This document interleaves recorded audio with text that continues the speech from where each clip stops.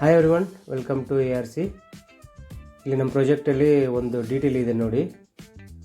So ground ಫ್ಲೋರಲ್ಲಿ ಒಂದು ಕಡೆ ಇದೆ ಕಾಲಮ್ಮು, ಆಮೇಲೆ ಫಸ್ಟ್ ಫ್ಲೋರಲ್ಲಿ ಒಂದು ಕಡೆ ಇದೆ. ಇದು ಡೀಟೇಲ್ ಪ್ರಾಬ್ಲಮ್ ಅಲ್ಲ, ಇದು ಡೀಟೇಲ್ ಆ ಥರ ಬಂದಿರೋದೇನೆ.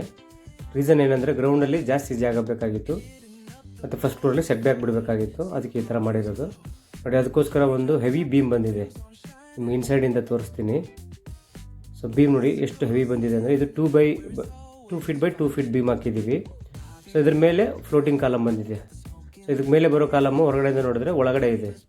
So outside ground floor column ಮೇಲೇ ಫಸ್ಟ್ ಫ್ಲೋರ್ ಕಾಲಮ್ ಇಲ್ಲ, ಅದು ಇನ್ಸೈಡಲ್ಲಿ ಬಂದಿದೆ. ಸೊ ಅದಕ್ಕೋಸ್ಕರ ಅಷ್ಟು ಹೆವಿ ಬೀಮ್ ಕೊಟ್ಟಿದ್ದಾರೆ. ಸೊ ಡೀಟೇಲ್ ಆ ಥರ ಇದೆ.